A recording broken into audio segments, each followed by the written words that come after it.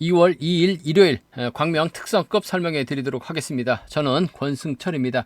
전일 다소 좀 걱정이 됐었던 경주가 있었습니다. 14구, 14, 16 라운드였었는데 성락성이 정한을 견제 성공하는 모습을 보여줬었고 16 라운드 박용범이 역시 노려냈습니다. 정혜민이 버텨내지 못하면서 류지열과 동반 입상, 박용범이 축으로 나섰었던 편성. 금일 광명 특성급 아무래도 결승 가지 못한 하늘과 15라운드에 출전하고 있는 성락송이 유리한 입장에서 경주를 펼쳐 나갈 수 있을 것 같습니다. 하지만 15라운드 자세히 보면 김홍일, 손재영, 왕전이 역공 펼쳐 나가게 된다면 성락송이 빼앗지 못하고 고전할 수도 있다는 점 말씀드리면서 14라운드 박진영과 이뮤섭의 경합이죠. 몰고 간다면 박진영이 유리할 것 같습니다. 하지만 이뮤섭이 김명섭을 달았을 때는 김명섭도 이번 회차 몸 상태가 상당히 좋기 때문에 박진영이 결코 쉽게 풀어나갈 수 있는 입장은 아니라는 점 말씀드리면서 13라운드는 뭐 정한들 중심으로 송경수, 김영수 안에서 해담 나올 가능성이 높다 말씀드리고 싶습니다. 여기서 광명 특성급 16라운드 결승 상당히 좀 까다롭죠. 뭐 양승원, SS반 분명 뭐 인정받아야 되는 상황인 것 같습니다. 하지만 정혜민하고 신우섭이 동서울입니다. 앞뒤로 나란히 자리 잡게 된다면 양승원이 동서울 한가운데서 경주 펼쳐 나가긴 어렵다는 점. 여기에 박용범, 류지열도 호미권에서 취임 나올 수 있는 상황이라는 점에서 자칫 양승원이 타이밍 재다가 고전할 수도 있기 때문에 광명 특선 16라운드 정종진하고 임채빈 빠진 특선급은 상당히 좀 어렵게 흘러갈 수도 있는 상황이라는 점에서 공격적인 승부는 얼마든지 가능하다 말씀드리고 싶습니다. 그럼 광명 특선급 13라운드부터 한 라운드씩 한번 자세하게 살펴보도록 하겠습니다. 광명 특선급 13라운드 정하늘이 결승 갈 수 있는 상황에서 금요 경주 때 외선에서 좀 크게 돌아 나왔어야 되는데 너무 직선에서 취입승부 펼쳐 나가려고 하다 보니까 뭐 내선에서 진로가 막히면서 아무것도 못했습니다. 반면 정하늘 후미권에 있었던 류젤은 빠른 판단 끝에 외선으로 저측 타임 잡아 나가면서 여유있게 결승 가는 모습을 보여줬었고 정하늘은 직선 취입이 안 되다 보니까 아쉬움을 남기는 모습을 보여줬어요. 뭐 전일은 또 성락성에게 밀려나면서 아쉬움을 남겼었던 정하늘 최근 흐름은 상당히 좋았습니다만 이번 회차 흐름이 다소 좀 깨지는 듯한 아쉬움을 남기는 모습을 보여줬어요. 하지만 작년 연말부터 확실하게 몸이 좋아진 정하늘 편성 매선 여유가 있기 때문에 정하늘 인정받는 데 있어서 어려움이 없을 것 같습니다.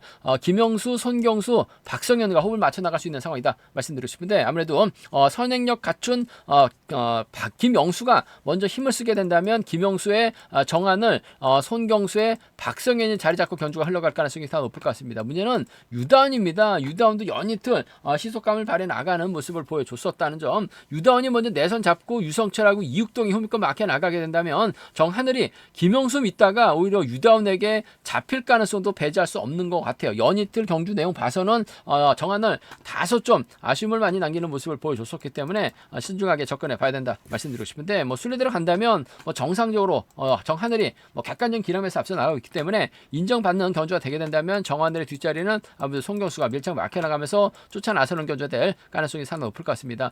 송경수가 작년 잦은 낙차로 인해서 몸이 올라오지 못하고 있어요. 선행은 특히 약한 모습을 보여주고 있긴 합니다만 마크 됐을 때는 곧잘 따라 나서는 모습을 보여주고 있기 때문에 정하늘하고 송경수의 전략적인 연합이 아무래도 좀 더 유리하고 안정감이 있다 말씀드리고 싶습니다. 뭐 두 선수가 또 한 살 터울이기 때문에 정하늘이 송경수 챙겨줬을 때는 송경수도 몸이 올라왔을 때는 또 정하늘에게 도움을 줄 수도 있는 상황인 것 같아요. 그 점 생각해 보게 된다면 정하늘하고 송경수의 동반 입상 쪽 경자 중심 가져가 볼 수 있는 편성이란 점 말씀드릴 수가 있겠고 김영수도 요즘 좀 답답한 모습을 보여주고 있다는 점에서 아쉬움을 남기긴 합니다만 그래도 1호 경주에 강하기 때문에 내선 잡고 힘을 쓰면 뭐 정하늘의 견제력이라 한다면 아무래도 충분히 지켜주는 작전도 생각해 볼 수 있는 상황이라는 점에서 동반 입상 경험 많은 김영수입니다. 정하늘하고 김영수의 동반 입상은 뭐 차선으로 가져가 볼 수 있는 상황이다 말씀드리고 싶은데 아무래도 경제 중심이라고 한다면 이번 편성 정하늘하고 송경수의 동반 입상 쪽이 유리할 것 같아요. 정하늘하고 김영수의 동반 입상을 차선으로 가져가 볼 수 있는 편성 견제라는 점 말씀드릴 수가 있겠고 뭐 이변 가능성 크진 않습니다만 그래도 유다운의 몸 상태가 상당히 좋아요. 유다운이 내선 잡고 힘을 썼을 때 김영수가 넘어서지 못할 가능성도 상당히 없죠.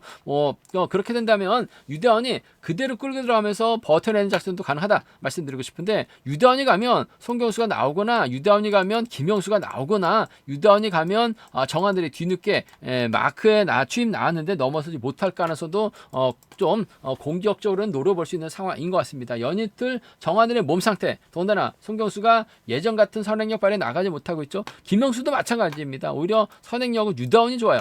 그 점 때문에 좀 과감하게 노려본다면 유다운의 송경수, 유다운의 김영수, 유다운의 정하늘까지는 한번 공략해보자 말씀드리고 싶은데, 그래도 정하늘이 이번 편성에서만큼 좀 훌러덩일 수도 있어요. 손경수, 그다음에 김영수 챙겨 나가는 작전 기대해보고 싶은 상황이란 점 말씀드리면서 삼복승 이들 중심으로 하는 전략 안정감 있다 말씀드리고 싶은데, 훌러덩이면 김영수나 손경수나 김영수가 흘러버리게 된다면 박성현 정도는 3차권에서 한번 노려볼 수 있는 상황 경주가 되지 않을까 생각해 볼 수가 있겠습니다. 광명 특성급 14라운드 박진영하고 이뮤섭의 경합이죠. 최근 들어서 박진영도 상당히 좀 자신감을 얻고 있는 모습을 보여주고 있습니다. 경주 운영이 상당히 좀 좋아지고 있는 모습을 보여주고 있죠. 일단 이성용이 자리 잡혀야 된다면 조봉철이 잡고 박진영이 경주를 주도해 나갈 가능성이 높을 것 같습니다.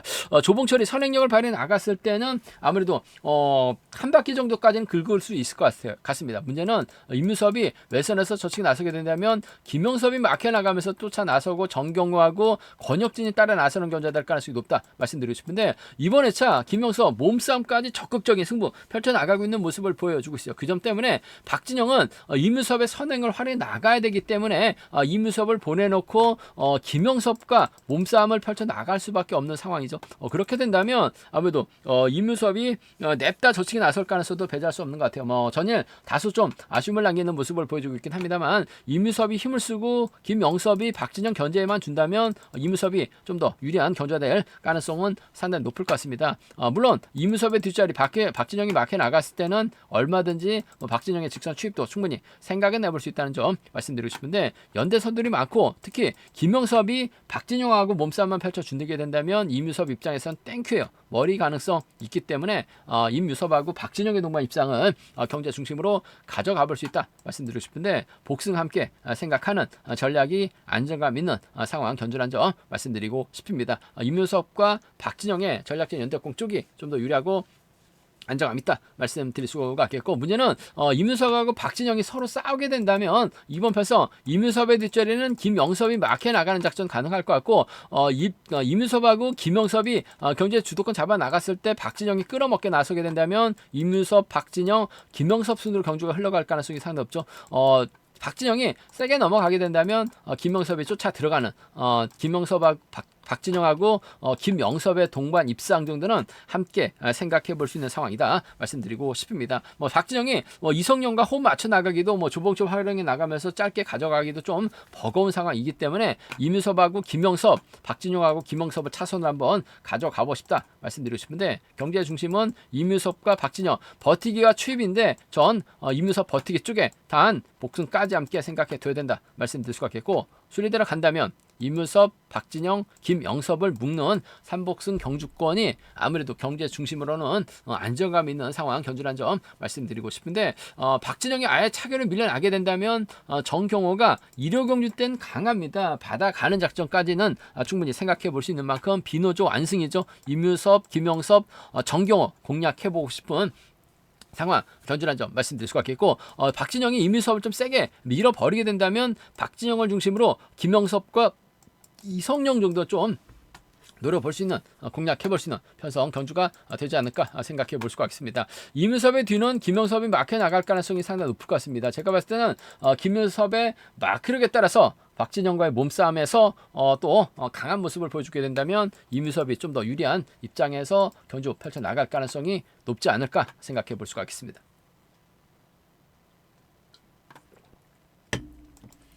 광명 특성 급 15라운드입니다. 전일 성락송이 역시 여유가 있었어요. 정하늘이 몸싸움에서 밀려나다 보니까 성락송 직선 추입으로 우승 차지해 나가는 모습을 보여줬습니다. 강진남이 있고 윤민우가 있죠. 과연 이들과 호흡 맞춰 나갈 수 있느냐가 관심사라는 점 말씀드리고 싶은데, 가끔 성락송도 선행력을 발휘해 나가는 모습을 보여주고 있어요. 하지만 손지영이 자리 잡고 있기 때문에 김홍일하고 왕전이 자리 잡는 김홍일이 자리 잡고 왕지연, 손재영, 이정석으로 자리 잡았을 때는 성낙송이 선행 타임이 잡아 나가기는 쉽지만 않은 상황인 것 같습니다. 김홍일도 선행감이 상당히 좋고 손재영도 아쉬움을 남겼습니다만 후미 공략 나설 수도 있는 상황이라는 점에서 성낙송 입장에서는 강진남, 윤민호 챙겨 나가기보다는 김홍일, 손재영, 왕지연을 의식한 견주죠. 펼쳐 나갈 가능성이 높다 말씀드리고 싶은데 아무래도 주도력발에 나갈 수 있는 김홍일이 타겟이 될 가능성이 상당히 높을 것 같습니다. 왕지연하고 손재영 순으로 경주가 흘러가게 된다면 성낙송은 김홍일을 타겟으로 하면서 왕지연을 밀어버리는 작전이 가능할 것 같아요. 그렇게 된다면 성낙송 입장에서는 김홍일의 선행 활에 나가면서 짧게 가져갈 가능성이 상당히 높을 것 같습니다. 금요 경주 때 박용범하고 김홍일의 동반 입상 차선으로 가져가 볼 수 있다 말씀드렸었는데 김홍일이 착승과 진입하다 보니까 생각지도 않은 좋은 배당으로 결과가 만들어졌어요.